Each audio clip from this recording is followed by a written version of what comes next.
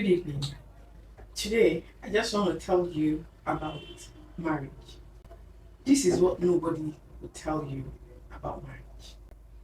Nobody will tell you anything about this because they believe when you go into marriage, you are going to figure it out yourself. A lot of women are being pressured by the older generation. When are you getting married? Now, it does not even have to be for the women alone, also for the men. But I think the pressure is more on the women. That's why you see a woman in her 20s, once she's getting to that um, 30 mark, she starts to panic. She starts to panic because society has said when you get to the age of 30 and you're not married, then there's something wrong with you. But what society refuse to do, or what society have not been able to do, is to equip women, young women, with the appropriate tools for when you get married. Now, this discussion is not about men. Yeah, if you marry a good man, good for you. It can make your life a little bit easy, but it does not erase the fact that if you are not equipped with the right tool to be a married person as a woman, you are going to suffer. And that is me being straight and direct. You are going to suffer. So that is why if you're in your 20s, you're 22, you're 23, instead of looking for a man to marry at the age of 20, 21, 22, even 25, what you need to be doing is to be acquiring skills, working on yourself, traveling the world, exploring, being happy, finding yourself, finding who you are. Because if you don't do these things when you're young, when you get married, you find yourself being depressed, being unhappy because you see other people are moving on with life, but you are stuck in the house, stuck with raising children, stuck with just being in the house. You are going to be depressed. And it does not matter how much your husband do for you, you are still going to be feeling left out. Now, the truth is, marriage is more beneficial to men than it is for women. Is it a good thing? Well, I don't know. Is it a bad thing? I can't say to that. That's why the Bible said, he that finds a wife finds a good thing. Bible did not say she that finds a husband finds a good thing. So it's a man that will find a woman and then things will become good for him. His health will be better because he will start eating better. Instead of eating out always, the woman will make home nutritious meals. That is why you see when men get married, they start to look fresher, start to look more admirable or desirable by other women. That is because the woman in the house is taking care of the man. For the women, on the other hand, marriage will work you out. It does not matter if the man is providing you with every resources you need. Marriage will work you out. You ask me how? It will work you out in the area of childbirth. And that is why if you're a young couple, if you guys are just married, you don't have kids yet, please have all the fun you can have. Travel all the places you can travel. Visit all the nice places you want to visit. Visit all the restaurants you want to visit. Because when the baby starts coming, there won't be time for any of that anymore. There won't be time for any of that anymore. Marriage will work you out in childbirth. in raising children. The truth is, if you are not mindful, you are going to lose yourself in the process of bearing children, raising children. In fact, some people have lost themselves after childbirth, during childbirth, doing child raising, doing all of these things. Marriage is a lot. So I was thinking, why is it that when a man kneels or stands or bends, however it is, to propose to a woman, it's the woman that is jumping and shouting and saying, "Yes, please, I want to marry you. Yeah, oh, yeah." It's supposed to be the man jumping. It's supposed to be the man jumping and shouting and like, "Oh, yes, my life is going to be better," because the woman will make your life as a man better. Is a good woman.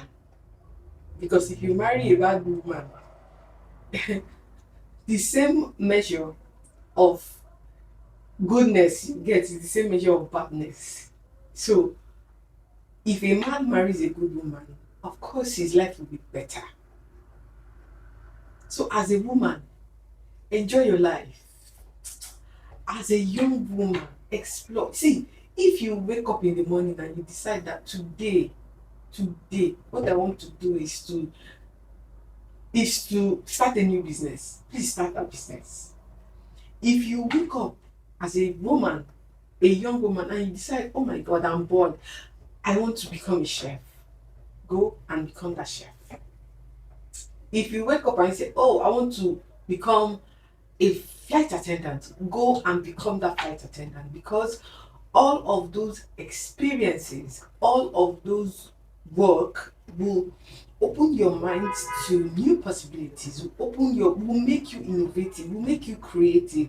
So even when you're stuck in the house raising children, giving birth, you will have skills to make your life enjoyable while you're still at home. So if you're a young woman and you're dating, you want to marry, please, when you go out on dates, ask questions. Don't go and be living on vibes.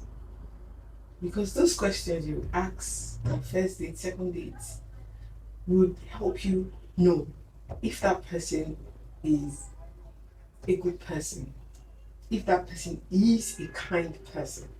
Because if you marry somebody who is unkind, if you marry somebody who is stingy, it does not matter how much that person has, you will not smell it. And again, as a young woman, have money of your own. Have money of your own. Have vex money, that's what they call it. Have vex money. I'm lucky for the type of husband God gave me. Okay, of course, nobody is perfect.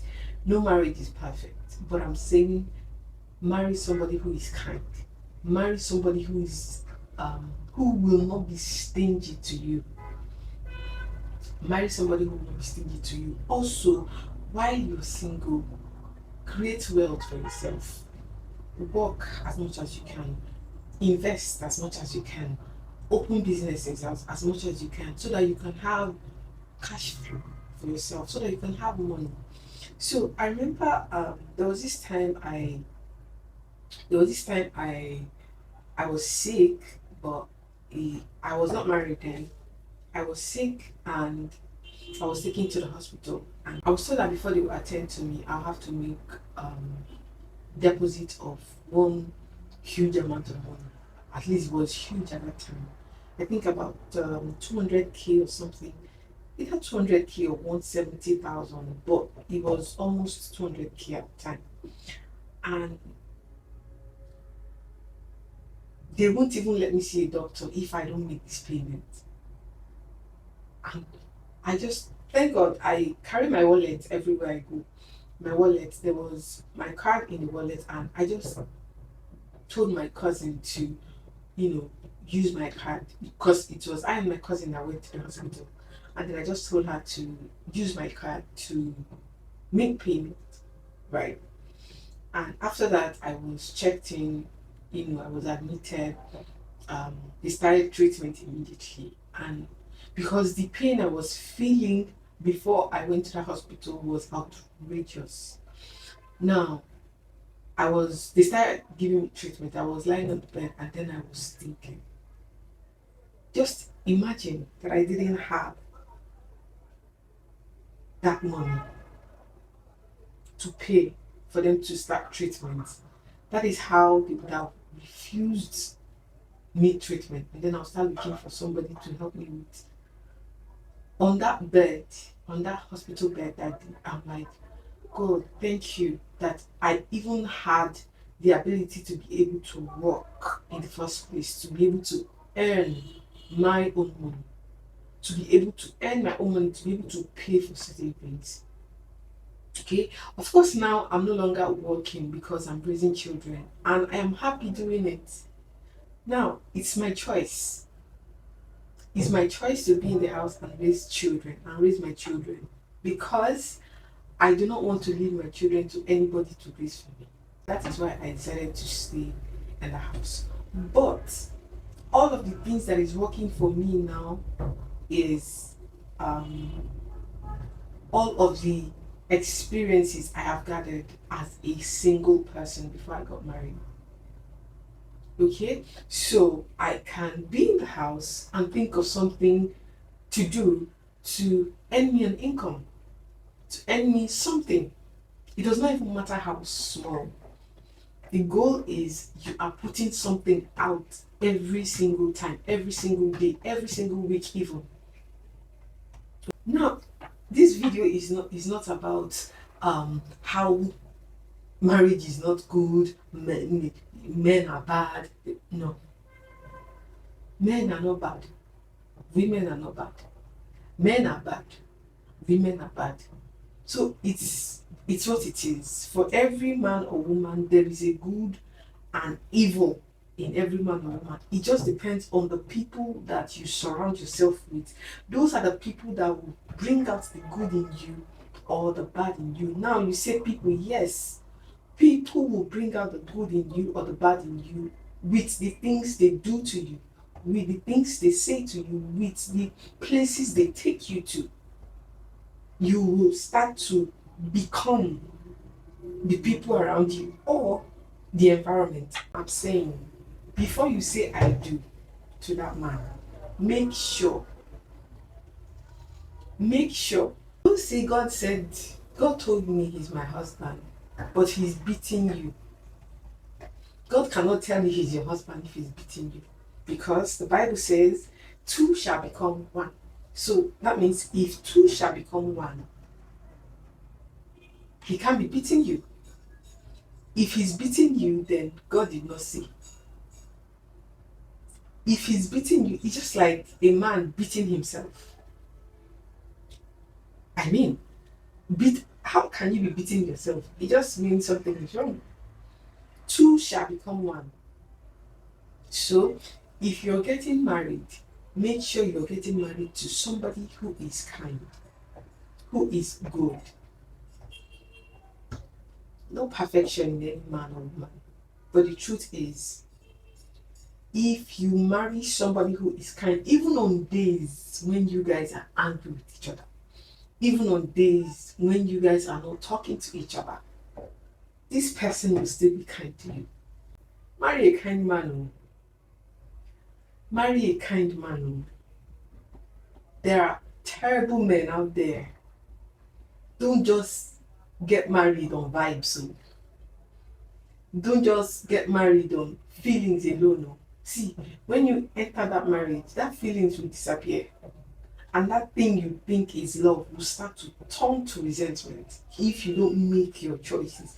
See, why I'm doing this video is because I wish when I was younger, someone said this type of thing on the internet and I saw it somehow. It would have saved me a lot of emotional stress because, oh God, I'm going to emotional stress before God decided to crown my efforts. So please, don't get married on vibes. Don't get married on vibes. Now, this video is for women. I will come back and I will make video on men. That's it for this video. I'll see you in my next one. Bye.